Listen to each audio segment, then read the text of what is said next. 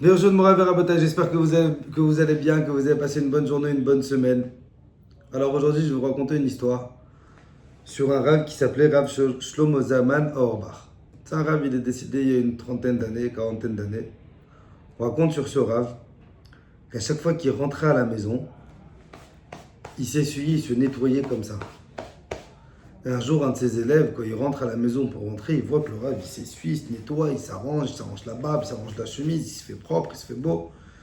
L'élève lui dira, on dirait où tu rentres. Ah, tu rentres chez toi, pourquoi tu te fais comme ça? Et le Rav lui dit, non, je rentre pas que chez moi. Si j'ai un Shalom Bayit parfait dans ma maison, Akadosh Baruch Hu, il réside dans ma maison. Donc je rentre dans la maison d'Hachem. Je vais rentrer dans la maison d'Hachem et je vais pas m'arranger. La valeur qu'il avait de son couple, Rav Shlomo Zalman Auerbach. Je vous raconte une histoire sur lui. On raconte que quand sa femme est décédée, vous savez, il y a des minagim, il y a certains kehilot qui ont l'habitude, au moment où il y a un enterrement, devant l'enterrement, on demande à celui qui est parti, Mechila, si dans ton vivant je t'ai pas respecté, si dans ton vivant je t'ai pas, je t'ai pas honoré, je te demande Mechila, voilà Mechila. Et donc au moment où la femme de Rav Shlomo Zalman Auerbach, on vient de la mettre dans sa tombe, un de ses élèves, ils entendent le Rav en train de dire, je sais que l'habitude, c'est qu'on doit demander pardon à celui qui part. Mais j'ai beau réfléchir et me creuser la tête, dit Rav Shlomo Zalman Auerbach, qu'en 53 années de mariage, je ne vois pas pourquoi je devrais te dire pardon. L'élève, il entend ça, il est choqué. Tu quoi, tant que ça, le Rav, il est dur, sa femme, elle vient de mourir, il n'arrive pas à comprendre.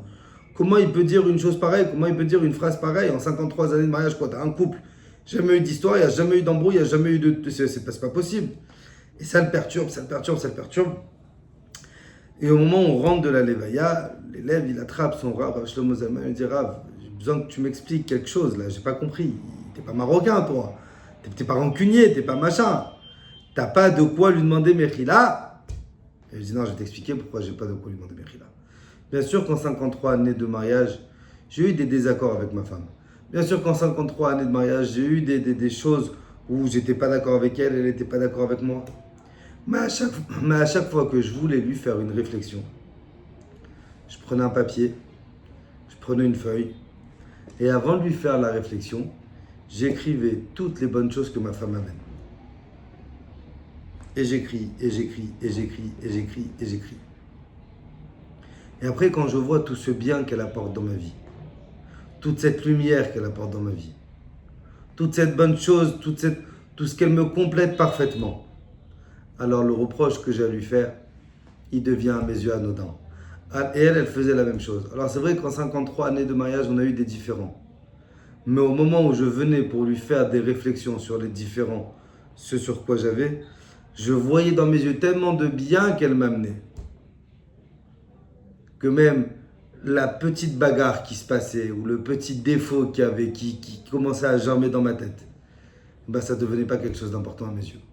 Si on veut réussir Bezrat Hashem à garder un couple fort, et c'est pas que pour le couple, c'est pour tous les relationnels, que ce soit avec un patron, que ce soit avec un frère, que ce soit avec un employé, que ce soit avec nos enfants, avec notre belle-mère, avec notre beau-père, avec tout le monde, de regarder, de chercher les points positifs.